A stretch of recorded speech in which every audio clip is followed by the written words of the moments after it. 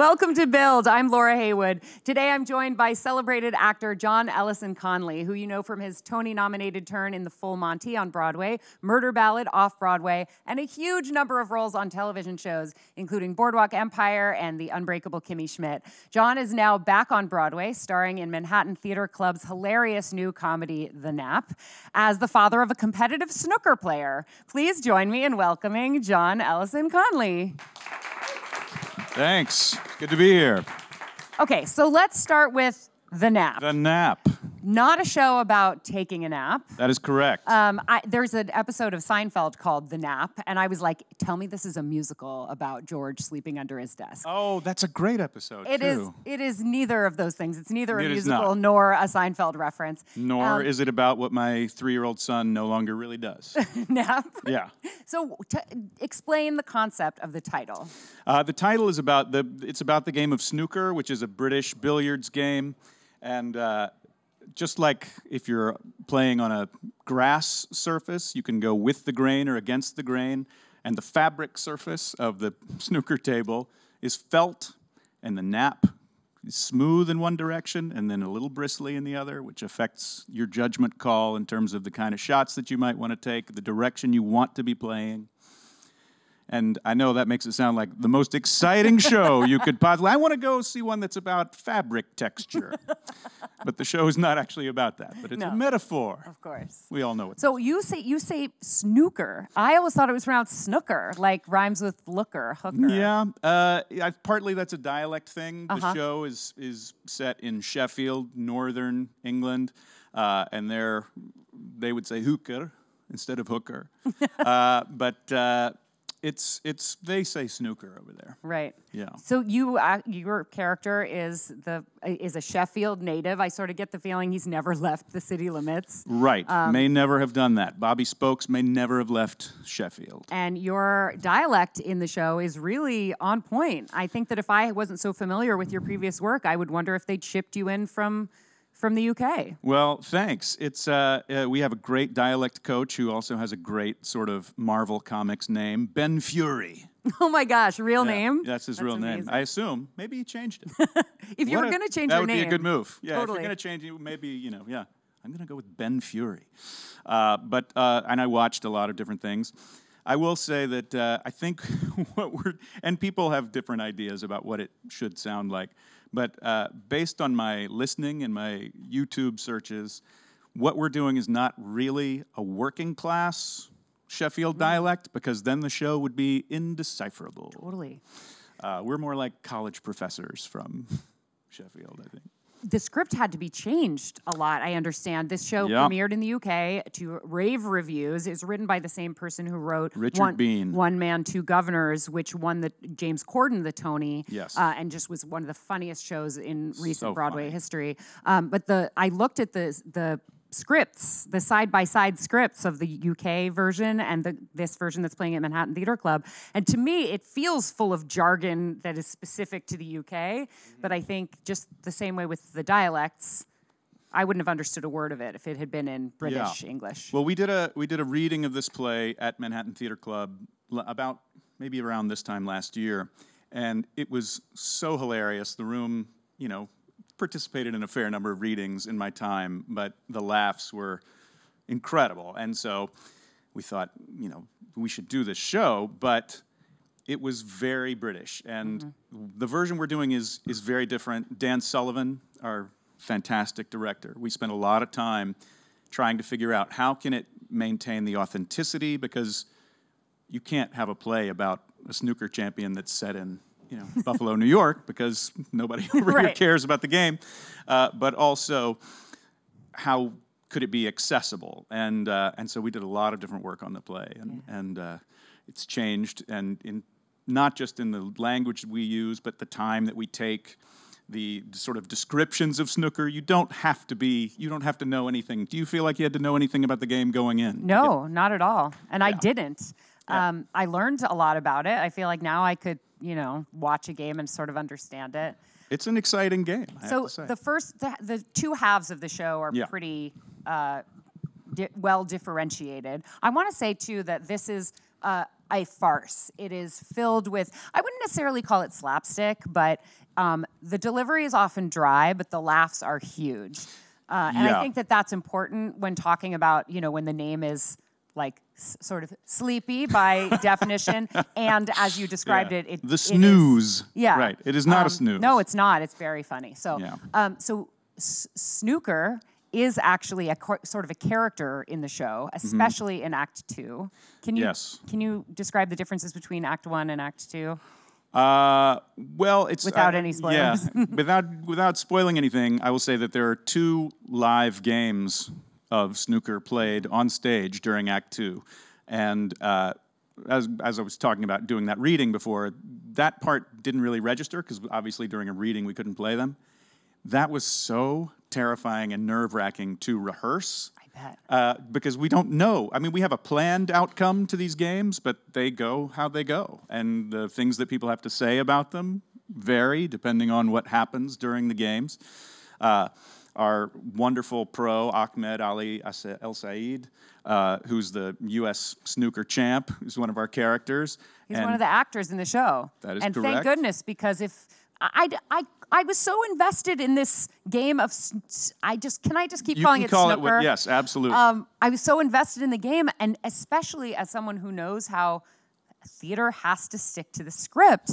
What happens if he hits a bad shot? Yeah. I heard a whisper that there might be an alternate script for if things go. Well, there are plans, and then there are sort of contingencies that we can have to go into depending on what happens in the game. There are things that we've not planned for. Recently, Ahmed went for a shot that he was really trying to draw the ball back a lot, got under it, and the ball rocketed off the table and into the audience. No way. Yeah. At least that takes place during the actual snooker championship is being shown, so you could extrapolate that there's an audience for that too. Oh, absolutely. Both of the games would have an audience. Yeah. If you want to look it up on YouTube, there's lots of snooker to watch, and it's a really cool game. But yeah, not knowing how it's going to go. Our 2, Ben Schnetzer, who's our actor who has to make shots. The one who plays your son. So thrilled that I don't have to make shots on stage for the play to work, but he's a rock star and has been getting it done. So, have you learned to play? I've tried to play. I don't practice on our table anymore now because the thought that I might in some way damage the table or anything before I don't want to get near there. But during rehearsal, I played a little bit, and I've played with my father when we were on a trip in Ireland, and we both are decent pool players. But I think we played for about 15 minutes and may have sunk 1 or 2 shots. The table is like twice as big. It's huge. So. I couldn't believe it. The stage is dominated by this table, and it's kind of like comparing a basketball court to a football field. Yeah. In terms of the size differential. It's giant. And what a challenge. I mean, that was Dan Sullivan kept saying, maybe I should write a book about how to direct a show where you have a giant table right in the area where you would stage everything. Yeah. But he figured it out because he's that good. It's so good. And I also love the way that the sets are built so that they're almost like concentric circles. Yeah, like Russian nesting dolls or something. Exactly. Our set designer, David Rockwell, is extraordinary. Let's talk about your fellow actors because what an ensemble this is. They're awful. No. Yeah, they're tell me your least favorite thing about each one of them. Let's gossip. Just you and me here. No, it's really a great group. We have so much fun doing the show. I knew of almost all of them. I'd worked with Johanna Day a long time ago. And Tony nominee. Twice, Johanna I think. And one of my goals has been to get a chance to work with her again, so check. But Tom J. Ryan, Ben Schnetzer, Alex Billings, who's so phenomenal, Max Moore. Let's pause and talk about Alex Billings for a second. Alex Billings plays the transgender gangster. One-armed, like... Waxy Bush, malapropisms, so many great comic things going on. I mean, this character has needed to see Broadway since before she was written. Yes, one of the great characters. Just a brilliant performance. Her timing is so fantastic on stage and off. She's really a riot and just a great person to be around. I also love the idea that you can take this sort of working class town, blue collar town, and put in a like a racial minority, transgender gangster, and none of those things are what make her different from anybody else. Like, everybody just accepts she's part of the community, and they've known her since, they've known her for years, and I think that too it's referenced but not really commented upon. Yeah, and I think that was one of the things that actually attracted Alex to this role, because it's a tricky thing. Like, my character is not the smartest fella, not the sharpest knife in the drawer, and I misgender her a number of times. It's a complicated issue, but this is the third transgender character on Broadway stages this year, which is phenomenal. This is the first one that the assignment isn't talking about transitioning. Which I'm so glad that the other exists too, because that needs to exist. So the others were head over heels, and head over heels, and that needed to happen. And I'm glad that that's happened. I'm glad that this is happening. Just representation in general, makes my heart happy. I am completely with you, and it's always tricky because, my character says things that are challenging, and even in the room, even rehearsing, I talked to Alex a couple of times. I was like, I feel bad misgendering you in this, and then she was like, no, this is great. This is really important representation, and I certainly I believe that, and I want the conversation to happen. I want to hear from people who disagree with me, and I don't think anybody watching that thinks that that's you, though. I mean, just the not. accent alone lets us know that it's not. Certainly not. But it is a tricky thing, to put out in the world. A character like Archie Bunker, I think people who are looking to identify bigotry as such a terrible thing, and you say, oh, it's great to have this character who shows us how ugly that is and how unfortunate that is. But I think research would show that that's how we feel if that was the view that we came to watch it with. And if the view that we came to watch it with was from a bigoted perspective, it's like, there's one of us. My guy. And I dig that. And so it's always a tricky thing as a person, taking on things that are important to be taken on, but also... I know that your activism and your work in social justice has been inspired by the family you married into. That is correct. And I think that I experience women getting defined by their spouses much more often than men getting defined by their spouses. But man, have I seen you referenced as Mr. Celia Keenan-Bolger more times than I think any other male performer I've ever experienced is. Well, it's an honor and a title that I'm happy to have. Yeah. And unquestionably, my activism, it was something that I always thought about a fair amount, and in the things that I chose to do and think about and speak about. But active, the first part of the word, Celia and her family are incredibly active, and I've benefited from that and taken their lead and been a lot more productive in the way that I view the world, and the action that I take because of them. So that's one of the many things that I'm grateful for about being a part of the Keenan-Bolger family. I was hoping when you guys had your kid that the baby's last name would be Keenan-Bolger Conlee Ellison. Well, we had a conversation with her dad. the quad. What are we supposed to do? Name. I mean, this kid will have 11 names if we keep. But yeah, he's a Conlee, but he's also a Keenan-Bolger. So. Yeah. Cool. Yeah. How old is he? He turned 3 at the end of April, so he's almost 3.5. Right, he's done taking naps. That's right. Yeah. Although he may be taking one right now. Nice. That would be nice. May we all be so lucky. Correct. Yeah. Talk to me about doing drama as opposed to musicals. You were first on my radar as a musical comedy guy through the Full Monty, but I understand you studied drama, not musicals, when you were in school just around the corner from here at NYU. Just around the corner at the graduate school at NYU. Well, you had to sing to get into NYU, but for the grad acting program, but not well. You didn't have to have any experience that was not, and then we would take a class, and we had all different levels of people. And the truth is, at the time that I was there, I think musicals were really looked down upon in the program, and we were being trained for the repertory theater, a business which was rapidly disappearing from the planet, even at the time that we were paying to study how to do it. You know, getting out of school, I was definitely wanted to be viewed as a serious actor. And what did that mean? Shakespeare, Chekhov? I did. That was a lot Shaw. of my stuff coming right out of school, which was also just being a character man with a very baby face. Like my options for great roles were pretty much Shakespeare and Moliere and things like that. But I've found so many musicals that I really love.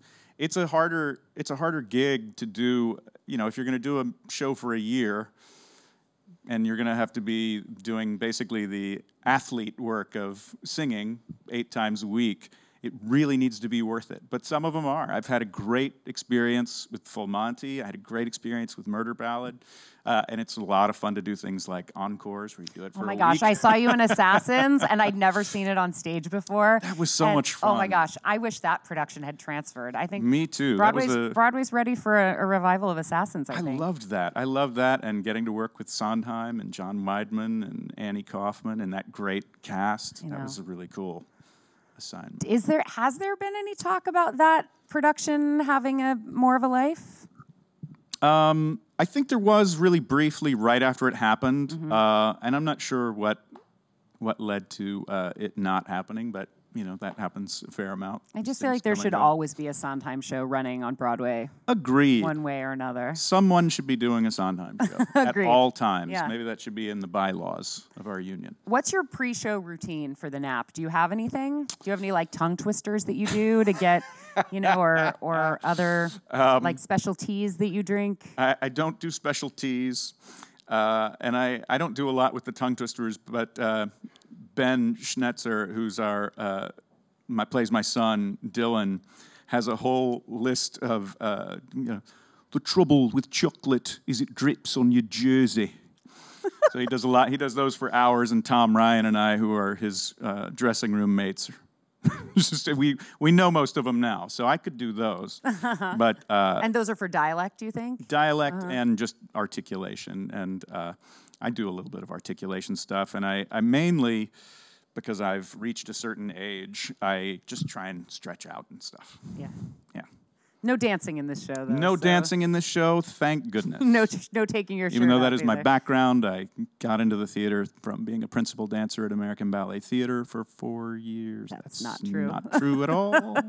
You tried to pull one over on me, but I know that's not true. You're too good. You know Although I do know that you started performing very young. You were in a couple of shows when you were in elementary school, Music Man, and Am I on the right track with I did that? shows in high school. Oh, was it high school? I did HMS Pinafore when I was in 6th grade. Okay. And I got the role of Dick Deadeye because I had a beautiful, clear boy soprano voice, but I also did a pirate speaking voice. So which sounded like I'd be what? Like, Captain, there's something I have to tell you. Kind Captain, I'm important. I'd be interested to see how that would fly as an adult performer. I think less well. Mm-hmm. But yeah. I read a quote from your mother that said you like came out of the womb being able to perfectly mimic songs from the radio. That like at age 3, you would sing an entire song like verse, chorus, bridge, verse. Exactly. I have no recollection. I've repressed that because it's harder for me to do that now. That's really, I've gone downhill from 3. You peaked at 3. Yeah, wow. All right. No, I think you're peaking right now in the Nap. I'm having a blast. It's really fun to watch you. And because you're playing the main character's dad, you're on stage a lot. You're also his coach. And so you get to have all of these acting moments where you're not necessarily reciting the lines. And that's one of my favorite ways to watch a trained, really professional actor work, is the time they're not in the spotlight. And that's also one of the lucky things about this show. So rarely in contemporary plays do you get large groups of actors on stage at the same time. And we get that a bunch of times. And so, I'm reacting to Max Moore, I'm reacting to Johanna Day, I'm reacting to Alex Billings. Like, it's a great ensemble, and we're all on stage at the same time, and sometimes we're in the spotlight, and sometimes we're just watching and listening.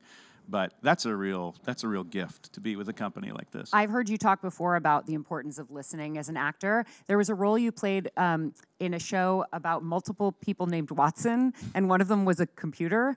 And Yes. you said, the interview that I read or saw, you said something like, I learned to listen in a non-human way in order to better understand the character of Watson, the IBM computer. Yeah, I remember that. I was trying to just sort of go word by word so that the information could change, and it was like being sort of like if you study a different language where the operative words come in different order, you're like, now the information completely changes or is informed. I tried to sort of listen that way. I don't know how effective I was at actually doing that, but it was a really fun assignment. That was such a great play. Madeline George is The Curious Case of the Watson Intelligence. I love doing that. I just think it's a sign of a really skilled actor to think about the way the character would listen and then react accordingly. And it really shows on this stage. Oh, well, thanks. Thank you. How do you feel about taking a couple of questions from our audience? I would love to take a couple of questions. Great. I'm so glad, because I wasn't actually going to give you a choice. I thought that. Let's start over here. Hi. Hi. So you've done television, you've done stage. How does your approach to performing change from the stage to the screen? Well, that's a good question. I feel like there are a bunch of small differences. The biggest difference, I would say, is as a theater actor, I really want to get in the room with the other actors and the director and find how it develops as a group. On camera, you really are not going to get that much time. So you need to make choices, and you have to make choices for auditioning too. You have to have strong ideas for whatever the material is to get the job. But then if you're starting a rehearsal process, I do want to have time to find what it becomes. But on camera, you need to be able to vary what your sort of initial ideas are, but you need to go in with a plan, because you're probably not going to get that much rehearsal. You may not get that much feedback. There's so many things that have to go right in a take that there's a good chance if you do a great job, you won't hear a word about it. And if you just do an acceptable job, you won't hear a word about it. The only feedback you might get is we have to do that again for some other reason. So looking for how to find it in the room is a lot trickier in those situations, in my experience. Who else has a question? Hi, I wanted to ask you about your experience working on Unbreakable Kimmy Schmidt and what it was like working with Ellie Kemper. I had a great time on Kimmy Schmidt. Unfortunately, I didn't have a lot with Ellie Kemper. The first day that I worked on the show, we were at Jekyll and Hyde in Times Square. And just like a horror-themed restaurant bar. Also, this was before the show had come out. And so Titus and I, just walking through Times Square from our trailers to the set, Jekyll and Hyde. He's in like his Wolfman regalia. I'm in my mad scientist. And of course, it's New York, so no one cared. Just walking down the street like that. Like, okay, there goes the Wolfman, all right. But she's a lovely person. I didn't get to spend a lot of time with her, but that's a fun set. That's a great set. And did you work with Tina at all? Tina was around most of the time that I've shot over the years, and I also did a pilot of hers called Great News, and she's so phenomenal. I have incredible admiration for her. She's really fun. Her set is run like clockwork. Everybody respects her, and she has, like, people have fun on her show, which is great. Yeah, cool. Thanks. We have time for one more. Hi. So my question is just, are there any particularly funny or memorable moments from backstage and rehearsing leading up to the premiere of the nap? I mean, a lot that I can't really talk about. Why? You know, it's just, I don't want to air anybody else's. Other people have great stories, but I think, I don't know. It's hard to. We have so much fun backstage, but it's all silly stuff. You know, we make fun of each other, and we dance to our wonderful pre-show music, and Max likes to play music to get us pumped up, and a really frequent one is ass everywhere, ass everywhere. I don't know how that leads to the nap, but we've dedicated quite a few shows to that song, so. I can't think of a better place to leave it than that. Than ass everywhere, y'all. I mean, we can't say anything more. No, booty in the yard. Go see The Nap. It's so fantastic. Manhattan Theater Club at the Samuel J. Friedman Theater on 47th Street. Go see John Ellison Conlee and this incredible ensemble of one of the funniest shows you'll ever see on Broadway. Thank you so much for being here. Thank you so much for having me. This was a lot of fun.